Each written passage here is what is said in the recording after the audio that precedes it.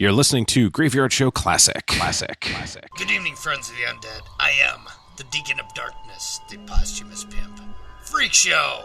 And I am the Diva of Dismemberment, Mistress of the Blade, June the Meat Cleaver, from the Bordello of Horror.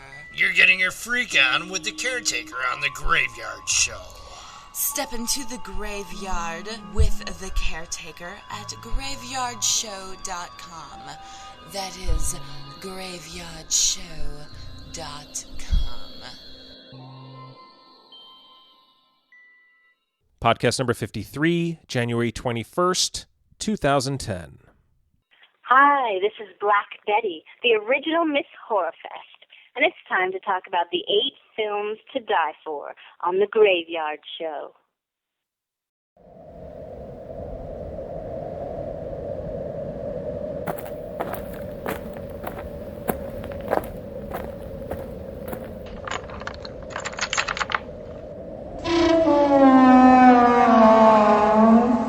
Welcome to the Graveyard.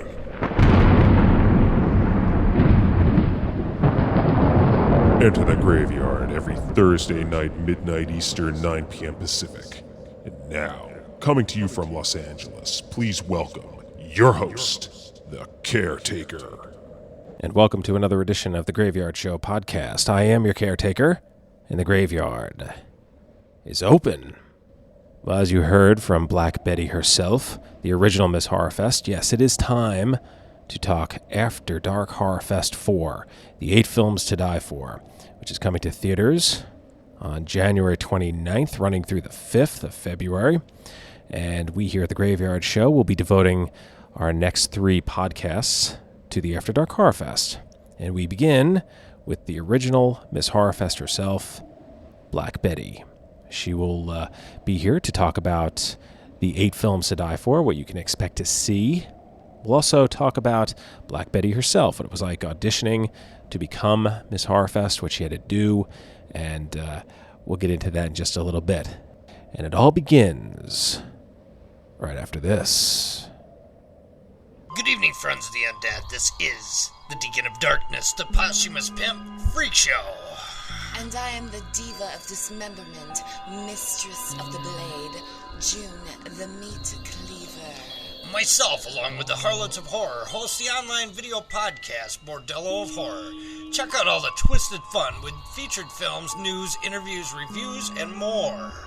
I personally dare you to step into the Bordello at MadisonHorror.com. That's MadisonHorror.com? MadisonHorror.com. So let's get into the 8 films to die for, shall we? First of all, I want to thank our friend Sarah at After Dark Films for helping put a large portion of these interviews together. She helped us out a lot. And Sarah, I just want to say thank you very much for doing this. Last year I did it on my own. I got 3 of the directors to join me on the show, Stuart Hopewell, Adam Girash, and Faden Papa Michael. And this year I was able to get 4 directors, as well as a few actors, and, as you heard at the top of the show, the original Miss Horrorfest as well. So, again, I want to thank Sarah at After Dark Films for helping us out, and I look forward to working with her next year and the year after, and as long as the After Dark Horrorfest is around, I look forward to our relationship between the After Dark Horrorfest, After Dark Films, and the Graveyard Show podcast. Now, I'm sure there are some of you out there that are finding the show for the first time. You probably found a link to the show off the After Dark websites, whether it was the Facebook or the MySpace sites, or maybe their Twitter account. So, of course, I'd like to welcome you to the show. As you heard at the top of the show, I am the Caretaker. I'm the host here at the Graveyard Show podcast. This is podcast number 53, so you have 52 podcasts, actually 54. There are 2-part best of 2009 that I did at the end of the year. So you really have 54 podcasts to catch up on. We're here every Thursday night, midnight Eastern, 9 p.m. Pacific. We do interviews with people from the world of horror. It could be actors, directors, authors, musicians. If it has anything to do with the world of horror, they're on this show. And, well, we are devoting the next few podcasts to the 8 films to die for. So let's begin, shall we? Let's not waste any more time. Sit back, relax, and enjoy, my friends, and I will see you on the other side.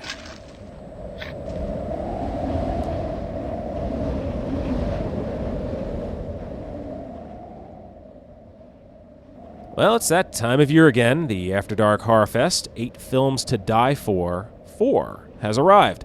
And what better way to prepare for it than by welcoming in the very first Miss Horrorfest herself. I'm talking about, of course, Black Betty. She'll fill you in as to what you can expect to see in this year's Horrorfest. It's my pleasure to welcome in Black Betty. Betty, welcome to the graveyard. Thank you so much, Caretaker. It's a pleasure to be here. As you know, I am the original Miss Horrorfest, so I'm just thrilled to be back this year. After Dark Films made a very wise decision to bring me back. The fans couldn't be wrong, so I'm back again to open up Horrorfest 4. This is great, and I know the fans out there are thrilled that you are back. What are the movies that you can tell us about that we'll be seeing in this year's After Dark Horrorfest? Oh, the 8 films to die for, yes, they are looking good, actually. I am actually very proud of After Dark Films. They picked a lot of really creepy, spooky films this year. Most notable to me, I am most looking forward to Dread. I don't know how much you know about Dread, but young Jackson Rathbone stars in Dread, and we all know him from Twilight. Yes. He was the one that was supposed to eat Kristen Stewart, but then he didn't actually do it, so I don't know about you, but I'm a little upset. I really wanted him to eat her face off, but he didn't do it. Anyway, but I'm very much looking forward to what he's going to be doing in Dread. It's a great plot. We've got Jackson Rathbone and his girlfriend and his buddy. They're all making a documentary about what people dread.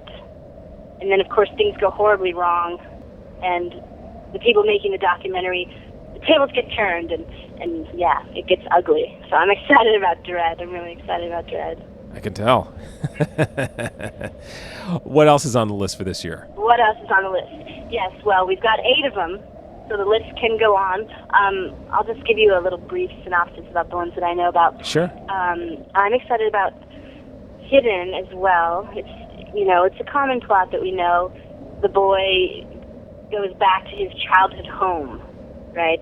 After his mother, who was, of course, very cruel to him. She leaves him his childhood home, so the boy goes back, and, of course, there's some dark and deadly secrets that are to be had in inheriting his childhood home. So that one's more spooky, more than anything else. Let's see, what else? Kill Theory, of course, Kill Theory. This one reminds me of some of the classic horror films that I used to love watching as a child. Kill Theory, of course, is about a group of 7 college students that all go out on a vacation, and then there's some mysterious killer that somehow convinces all of them to kill each other, of course. Mm-hmm. Because if they don't kill each other, then he's going to kill all of them. So whoever's left at 6 a.m., he'll let that person live. But if they don't kill each other, he'll kill them all anyway. Ew. So it's a twist on some of those classic films that we all loved growing up. Mm-hmm.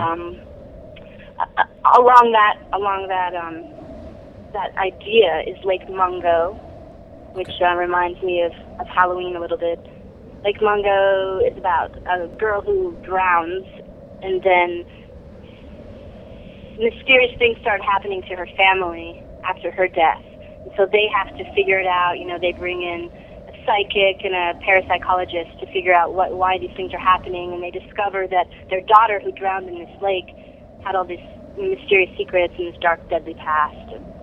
And that one's another one of those creepy films, less than gory. But on the gory note, of course, we need the gory films to really round out the 8 films to die for. You know, we've got to bring the gore, as Of course. they say. Yes, Of indeed. course. And in bringing the gore, we have the final. I don't know if you've heard much about the final. Oh, I've heard a little bit. It Yes. reminds me. Have you heard about it? Oh, it yes. reminds me a lot of, a take on the Columbine murders. Okay. You know, you've got a group of students that are outcasts in the high school, the local high school, and then they, of course, devise this deadly plan to get back at all of the popular kids that tormented them. So one of them's got, this lake house out in the country, and, you know, they bring all the popular kids out and then decide to torture them one by one. And so it's the kind of tables are turned, you know, kill all the cool kids kind of show, which I'm actually really excited about seeing, because who didn't have those fantasies in high school about the popular kids, right? I'm sure you did, Caretaker. You must have. Perhaps. Perhaps somewhat. Perhaps. You don't want to incriminate yourself too much. I understand. But of course, Black Betty, as we all know, loves zombies. And there's got to be at least one zombie film, right? Oh, yes. If I could, I would end up married to a zombie, but unfortunately, zombies. It's hard to meet a zombie, especially in LA. I think you got to go out of town a little bit to meet a zombie. Yeah, I was going to say, But, LA's probably more vampire land than it is actual zombie land. Exactly. Too many vampires in LA. I totally agree with you. And those are just the Vampires in humans, LA. but Okay. Anyway. But in Zombies of Mass Destruction, one of the 8 films to die for, we go way up to a little town in Washington. And this little town, of course, is being overrun with zombies, and it's more of one of those kind of comic horror films where, you know, it reminds me of Sam Raimi a little bit, where the zombies are eating people, but then every once in a while you have a few punchlines thrown in there. And Yeah. there's a ragtag group of people trying to fight the zombies, and yeah, I love zombie films. I don't think you can go wrong with the zombie films. I mean, even bad zombie films are good to me. Uh-huh. I always appreciate zombie films. But this one looks really good. I'm excited about it. Let's see, what else do we have? Of the last 2, I think I've mentioned 6, the last 2 of the 8 films to die for that I need to mention are The Graves and The Reeds. The Graves and The Reeds. And in The Graves, we've got some TNA, which Black Betty likes, of course. We got some pretty hot babes in that one. It's never a bad thing. Yeah, never a bad thing, right? So we got some hot babes. They're lost in the Arizona desert. You know, hot babes get a little curious and they want to explore. So they go out to the abandoned mine, right? As hot babes do. Yeah, hot babes do that a lot. They like to sightsee. Yes. True about the hot babes. But so these hot babes, they go out to the abandoned mine, and guess who they meet? Killers. Bill Moseley. Can you believe it? Ah! Well, how could that Bill. happen? He's out there. Bill's out there in the Arizona desert. And I love Bill. I've met him a few times at different Comic-Cons and things, and I'm excited to see his performance in this, because he gets to be pretty twisted. So The Graves is definitely not to be missed.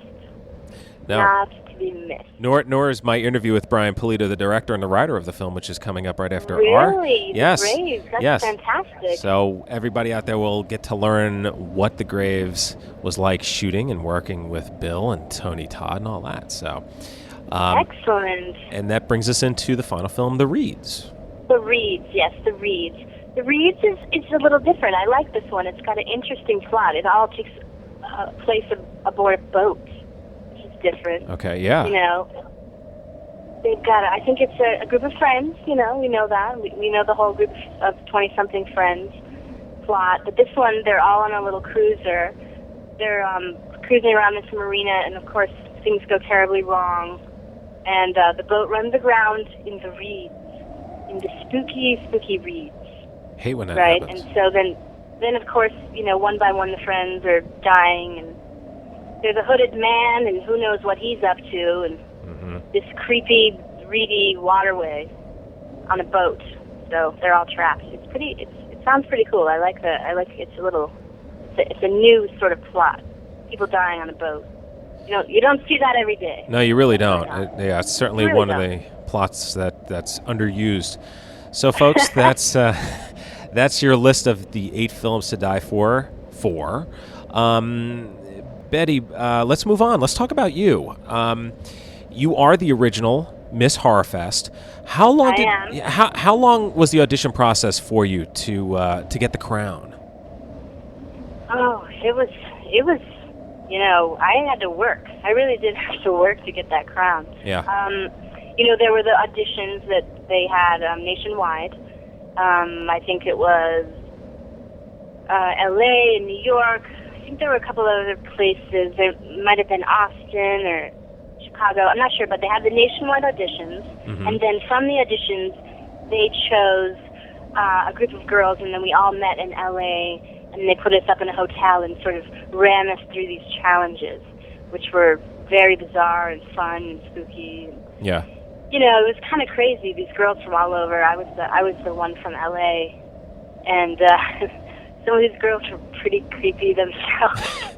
But it was fun. I mean, I had a blast. I did, but they really drew it out so that by the time I actually won, I was just like strung out and had no sleep, and it was, I was ready to be Miss Horrorfest. So was there a lot of camaraderie with you and the other girls, or was there a lot of competitiveness?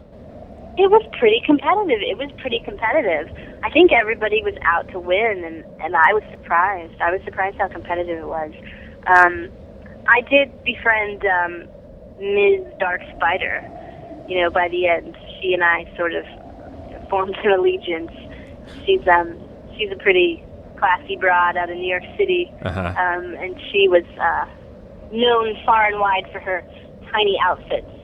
So for those of you that are interested in lovely horror girls with tiny outfits, you can look up Dark Spider. But she was one of my pals. Tiny outfits go a long way. I know. Who were your influences? Oh, well, Black Betty was created with the idea of your love child of Vampira and Betty Page. So I love Vampira. I think she can do no wrong. And if I could, I would just manifest Vampira on a daily basis. But I threw in a little bit of the 50s pinup for Black Betty, which I think goes a long way, and started working from there. So Vampira and Betty Page were huge influences on Black Betty. I've seen the audition that you have posted online. I have to say, I mean, you really... Did you get through the whole thing? Did you see the whole thing? I saw most of it. I think my hearing... Did you turn the sound down? I had... Well, here's the sad part. I was watching it with headphones on, so... Oh, God, I'm sorry. I'm so sorry. Well, you had the warning on there, and I was sitting there, and I was like, okay. And then, and for those of you that have not seen this audition, heed the warnings, okay? Don't be like me and go, warnings, yes. I mean, you have... I mean, you worked the room like nobody I've seen. I mean, you got in there and you were just like, hey, what's your favorite scene? And you're talking to the cameraman. I was in their faces. I mean, you killed in that room. And then on top of it, you did the screams.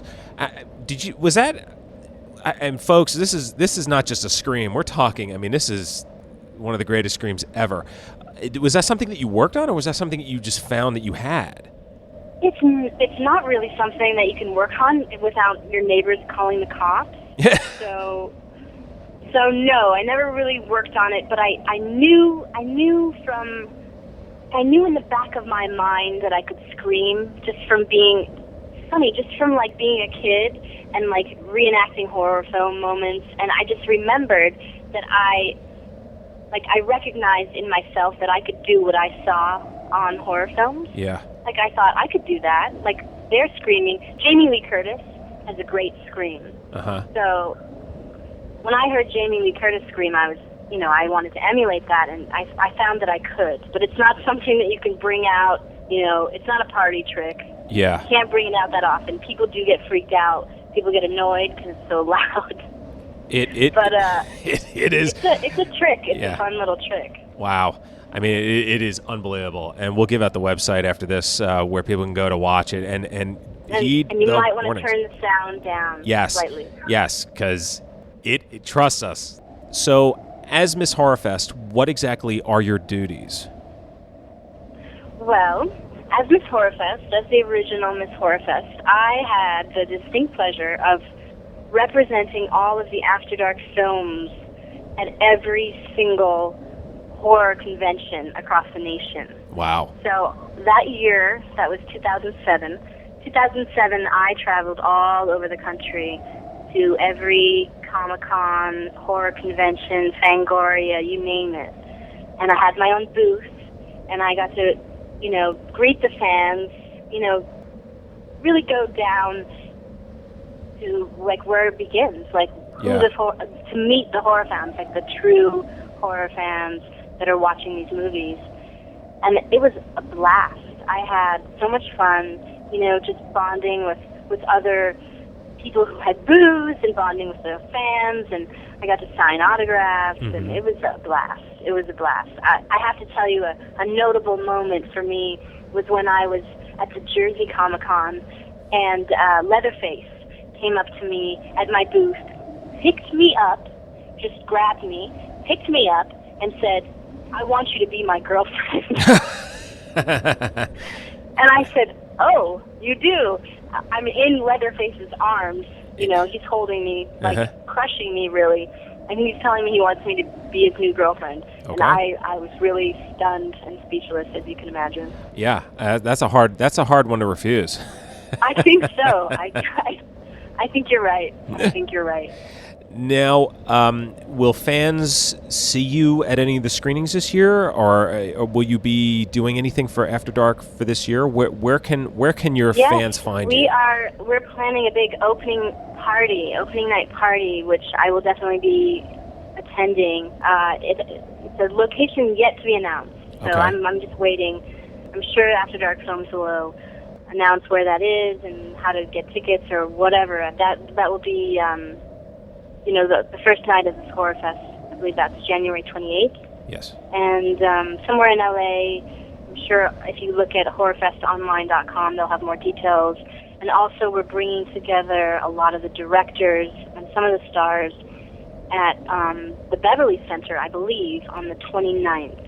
Oh, great. So that'll be really fun for the fans to get out and not only see the films, but actually meet the stars and the directors. So that'll be on the 29th at the Beverly Center. Fantastic. What's up next for you after Dark Horrorfest? Well, it seems as though, and I'm still talking to After Dark Films about this, but it seems as though I'm going to be doing some of the Comic-Cons this year, which I'm just thrilled about. I'm not sure which ones yet, but they're interested, and I'm definitely interested. Great. It's gonna be a really fun year. Yeah, it sounds like it. I mean, the Comic-Cons are an event within themselves. If people want to follow you online, they want to go to your website, they want to find you, where can they go? I'm always on my YouTube.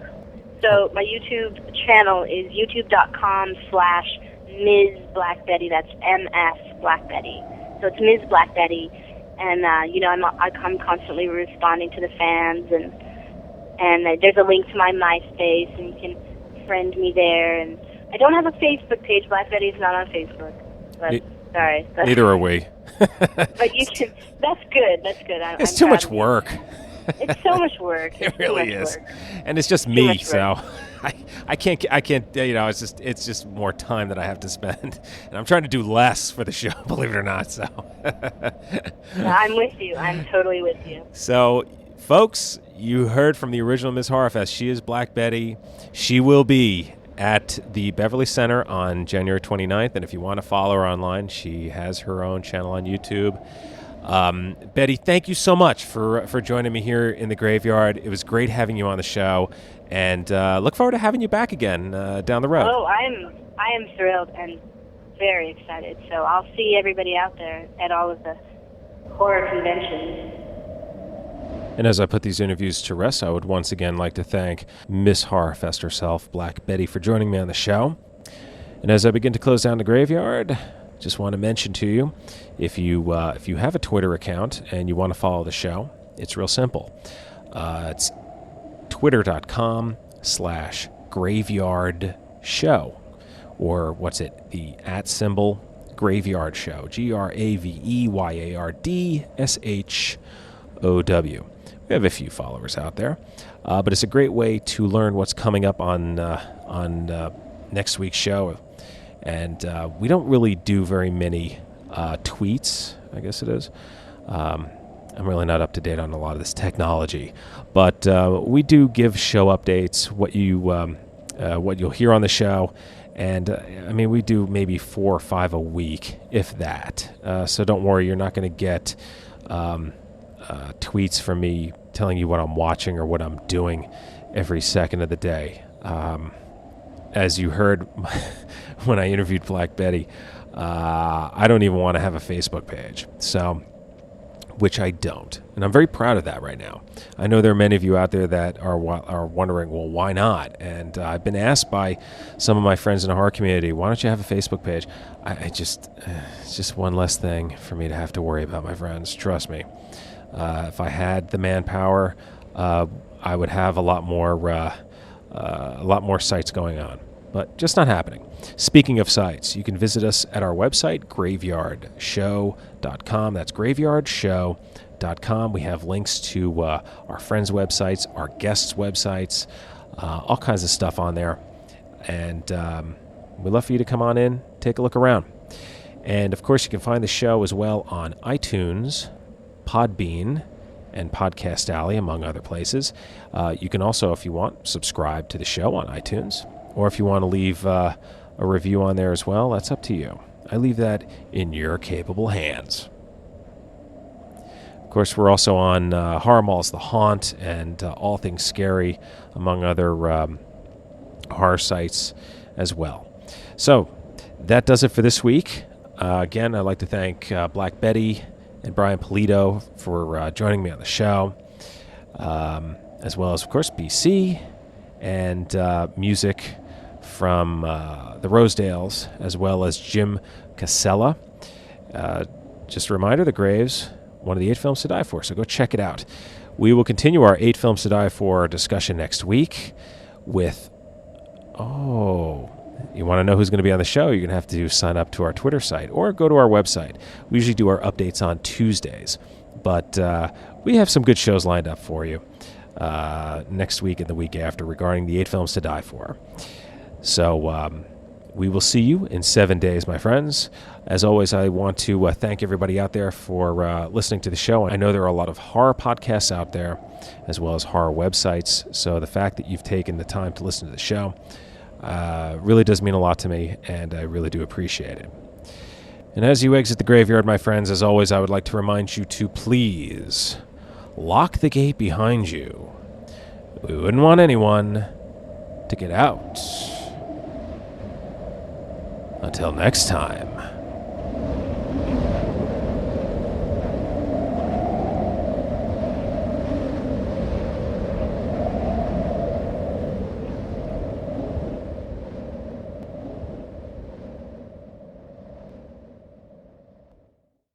The Graveyard Show podcast is a proud sponsor of the Women in Horror Convention, presented by Last Doorway Productions, in honor of Bay Area women in horror. The convention is coming to San Francisco on Saturday, February 27th, at the San Francisco Center on 1800 Market Street. Scheduled to appear are Di Green, Dottie Lux, Casey Hansen, Michelle Fatale, Raina Young, Val Kilmore, among others. Of course, the guest list is subject to change. Admission is free, and to learn more, go to lastdoorwayproductions.com. That's lastdoorwayproductions.com.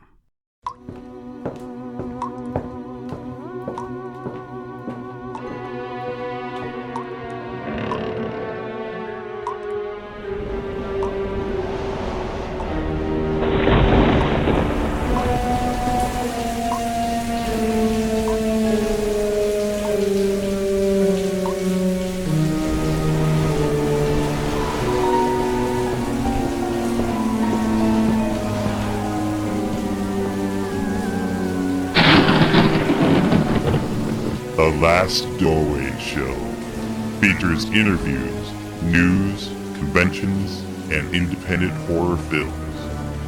hosted by Miss Misery. Follow her journey through the horror genre as we discover the inner workings of the horror world. Visit thelastdoorwayshow.com. Hurry, hurry, Step right up. The most amazing tales appear before your very eyes, gathered from the four corners of earth and brought here to you at 19 Nocturne Turn Boulevard. See the famous man-eating book of Sumatra. or a phantom Some direct from merry old England. Whoa! Or aliens from beyond the star. Even such as these cannot withstand our platinum death ray. Yes, our platinum death ray. All these and more spread out before you. and all We ask is a moment of your time. Spin the wheel. and take a chance. Try your luck. www.19nocturneboulevard.net